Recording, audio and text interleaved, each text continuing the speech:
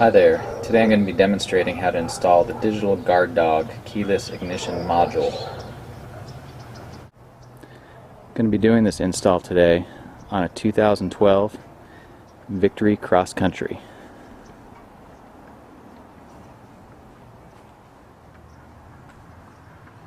Here's what you're going to get when you order your DGD KIM keyless ignition module for the Victory here. Comes in a nice little case. Here you're going to have your module with the connector for a Victory ignition, instruction manual, various connectors. It's going to come with one dog tag. I went ahead and ordered a second one.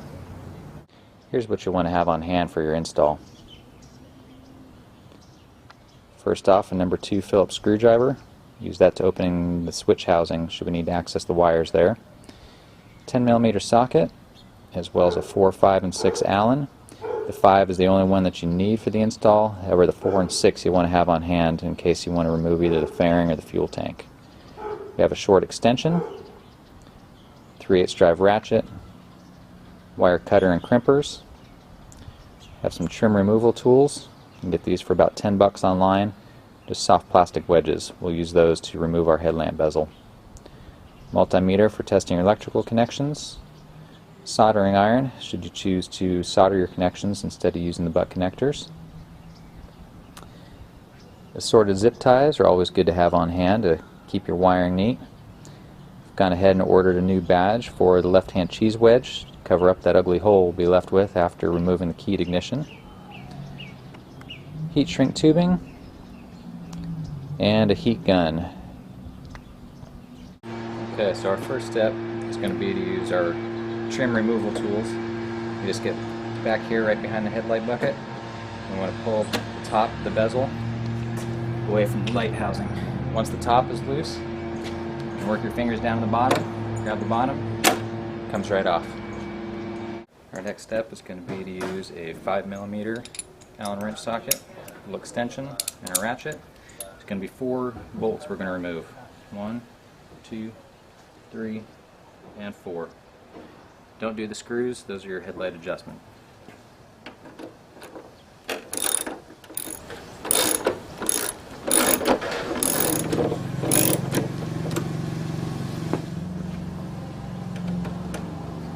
Okay, so we've finished removing our bolts. Set those aside. Now I'm going to carefully remove the headlight from the housing. See in the back here we have 2 electrical connectors, one for the high beam, one for the low beam. There's a tab on either side, which you're going to have to gently pull back, pop off. 1,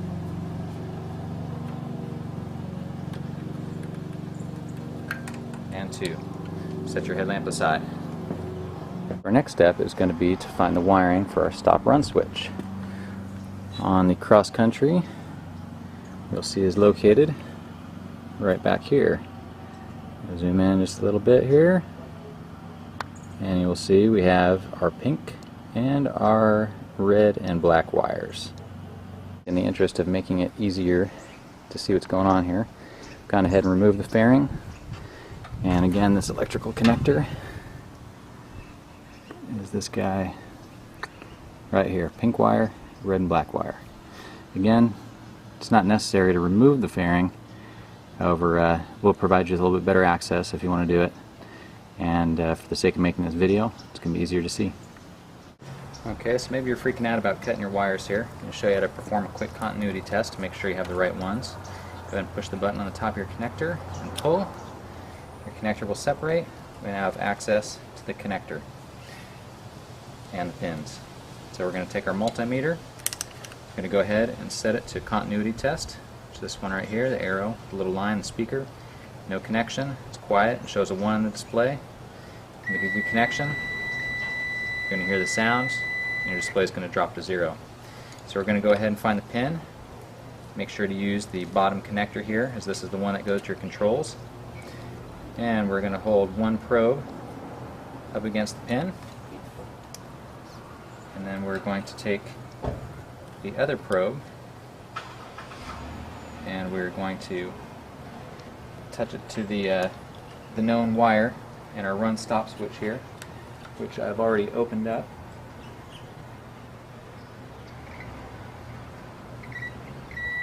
There we go. We know we have a good connection there. That's the red and black wire. Go ahead and perform a second test for the pink wire if you'd like. Okay, it's a moment of truth here. I'm going to go ahead about an inch back from the connector. Make sure at this point, I should have said this at the start, but that your ignition is off and your start run switch are off. Make one cut and two cuts. Go ahead, take my strippers,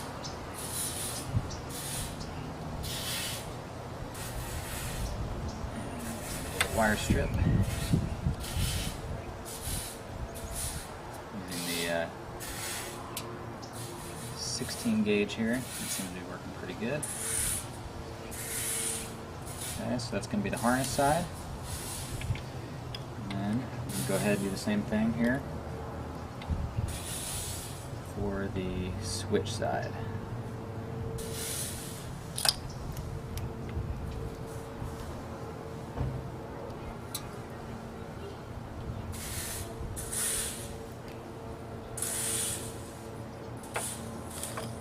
Okay, wires are stripped.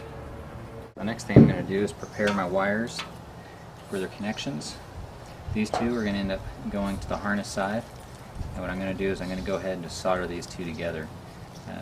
Not really enough room to use the butt connector to bring them both back into each other. So we're going to go ahead and take our soldering iron and our solder, get the wire nice and hot. And we're going to tin our leads. Nice little coat of solder on them. Okay, so they're both tinned.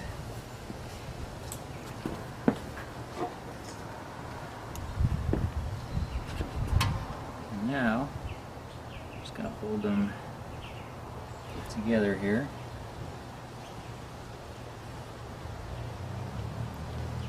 Go ahead and just connect them.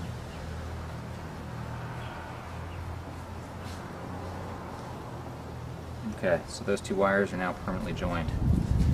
Now we're going to go ahead, we're going to install the butt connectors for the switches, or for the leads running to our switch. It's 18 to 22 gauge heat shrink crimp that you're supplied with. So make sure you're using the appropriate size crimper.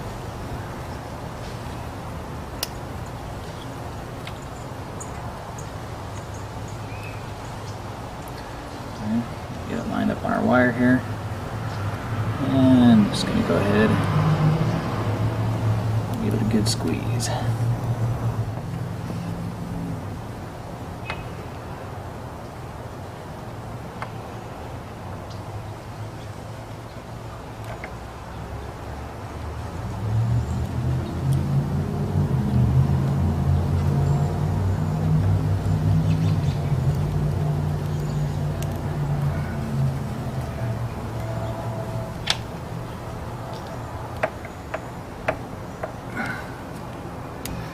Okay, now we're all set to make our connections to the module. Okay, so next is to answer the question where we're going to mount the module. I'm going to go ahead and mount it right here inside the inside edge of the fairing subframe. So far as I know, there's no factory options that'll go in this location. XM radio should be right here. Ballast should bolt up right over here on this side. I believe the spot's going to be clear regardless of what options we install. So I'm going to go ahead, take my wires, and I'm going to feed them right through here, fold them through, and as you can see there's a nice spot for this guy to just lay right here. Okay, we're going to take our two wire bundle, the gray and the black and white. We're going to leave that off to the side here because we're going to be making that connection inside the fairing. The other two wires, the ground and the ignition connection, we're going to take those and we're going to route them underneath all of our other wires here to keep them out of the way. We're going to tie into the main harness right here. It's going to run back under the tank. And I'm just going to go ahead and feed that through here. Come around to the other side to help it through, guide it along here.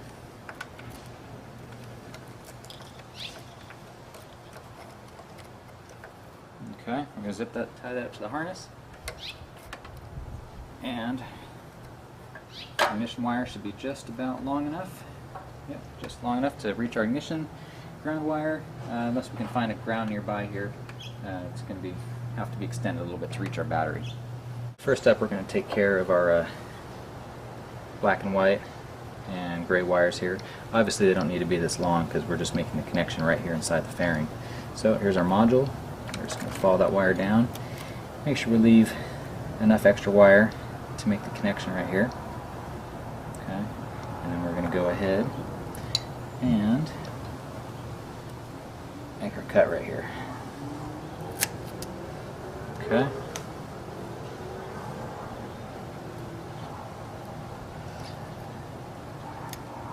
So we can expose our wires here. And I'm going to go ahead and strip these guys.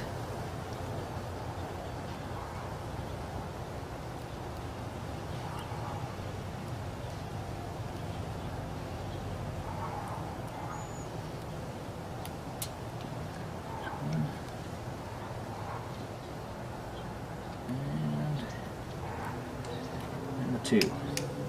Okay.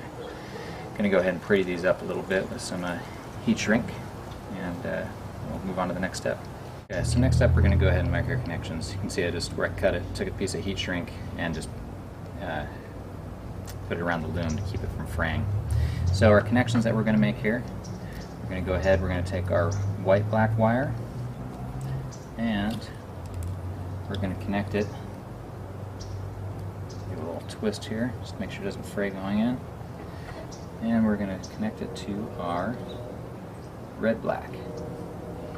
Okay, so first connection is red-black to white-black. Get our crimper into position here.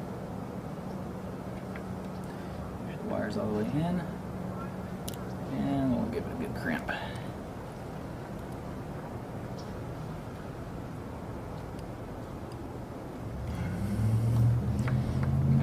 Next connection, gray wire,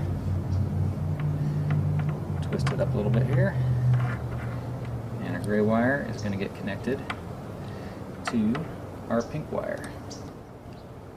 Feed our wire all the way in there, and we're going to go ahead and crimp it. So we've got our connections right here to our switch. Earlier we soldered these two together, so those are our connections for the harness side of the circuit. So now we're going to go ahead and just do some cleanup here. So next up here we're going to secure our connections with some heat shrink. The butt connectors that we used, these guys right here, are already made with heat shrink.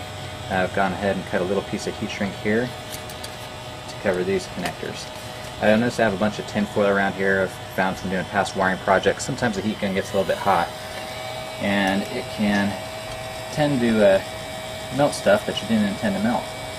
So I like to just go ahead and protect all the other wiring in the area with some foil just to make sure that I don't cause any damage that was unintended. So we're going to go ahead and heat shrink around this guy. Cover up that connection. Okay, so that's good and secure. I'm going to go ahead and work on my butt connectors here.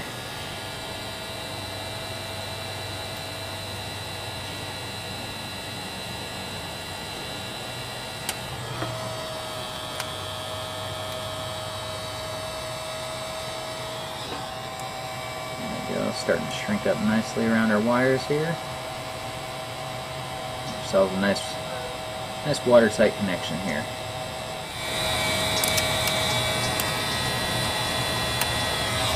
Alright, and there you have it. All ready to reconnect. so now we have all our heat shrink in place. We have our pink and our red and black wire that are heat shrunk and soldered together. And then we have our butt connectors connecting our pink and our gray, and our black and white to our black and red. Go ahead and take our connector, snap it back together. Make sure it snaps. Make sure that our wiring is tucked up here along where the main harness is going to go. Probably go ahead and throw a zip tie on here, and go ahead and secure the module to your subframe. From there, we're just going to go ahead, reverse the procedure for reinstalling your headlight with the connectors, installing it, and putting the bezel back in. Next up here, we're going to work on removing the old ignition switch. Make sure your key's out. To remove the wedge, all you do is simply grab it and pull. Set that aside. Be reusing that later. Our 10mm. That's all we're going to need right here. Let's go ahead and loosen up the key ignition switch.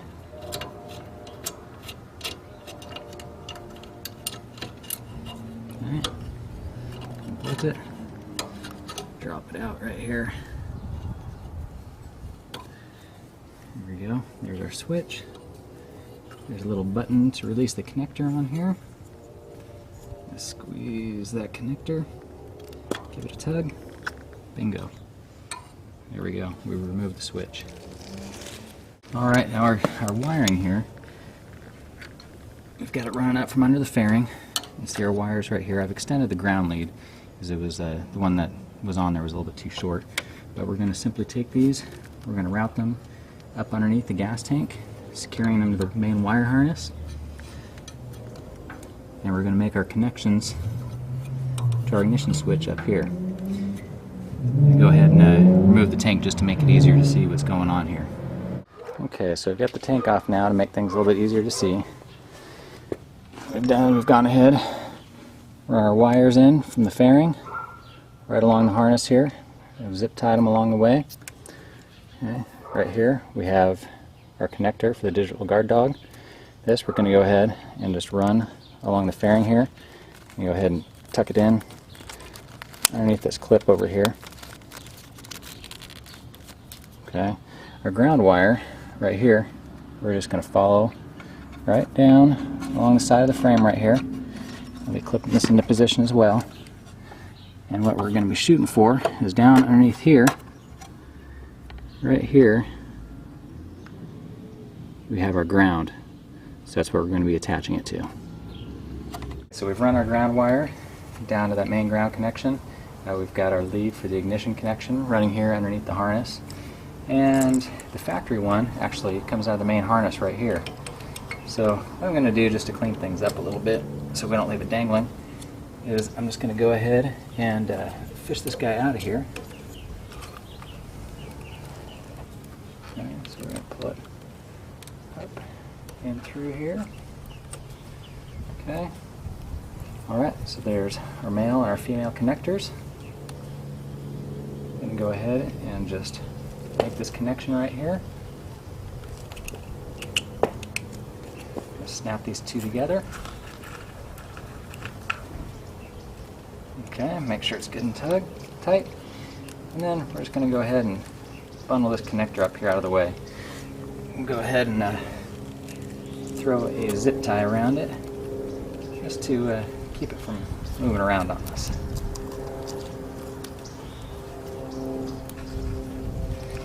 And again, you don't have to remove the gas tank to make these connections here, but I think you really get a much cleaner install if you go ahead and just take the couple extra minutes and a couple extra steps to do it.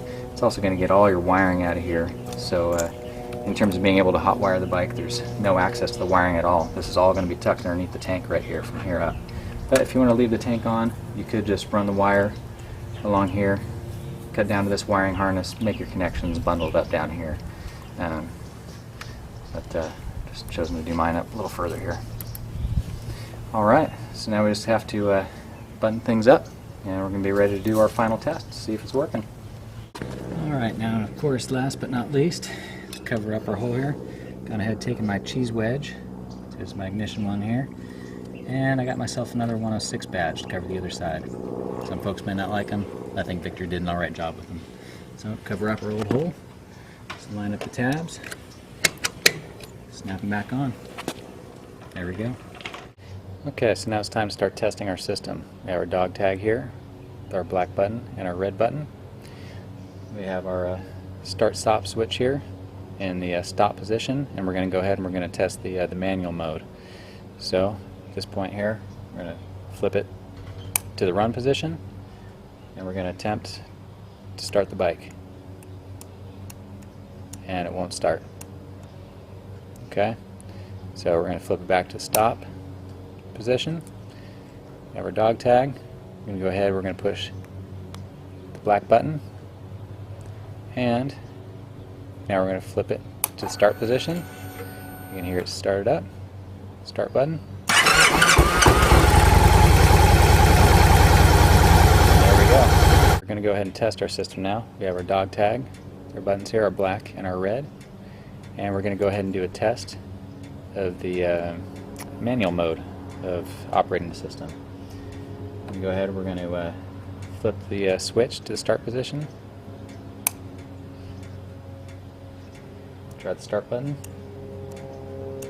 Okay, nothing happening. So we're in the run position here, nothing on the starter. We're going to hit the black button. You can hear the bike starts up. And we can go ahead and start the bike. Next up here, we're going to show you how to switch modes on your dog tag. So right now it's in manual mode, that's how it comes shipped. We're going to put it in automatic mode. We're going to push and hold both buttons. You'll see the red LED comes on. As soon as that goes out, we'll let go of the buttons. You'll see it blink 5 times. That lets us know that we're now in automatic mode. If we want to switch it back, we go ahead, push both buttons again. You'll see the LEDs on. Wait for it to go out. And as soon as it goes out, push the black button 2 times. See that LED blink 3 times. We're now back in manual mode. Alright, so next up here we're going to test the automatic mode. So right now the run stop is in the stop position. We're going to go ahead and flip it to the start position. As you can see, nothing happens, no start. Okay, I've placed my dog tag off in the distance here. I'm going to walk over and pick it up. We're going to test the range as I walk back to the bike.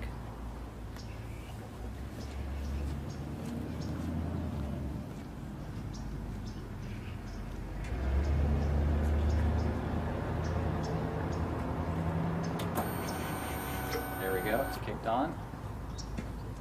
About 10 feet away or so.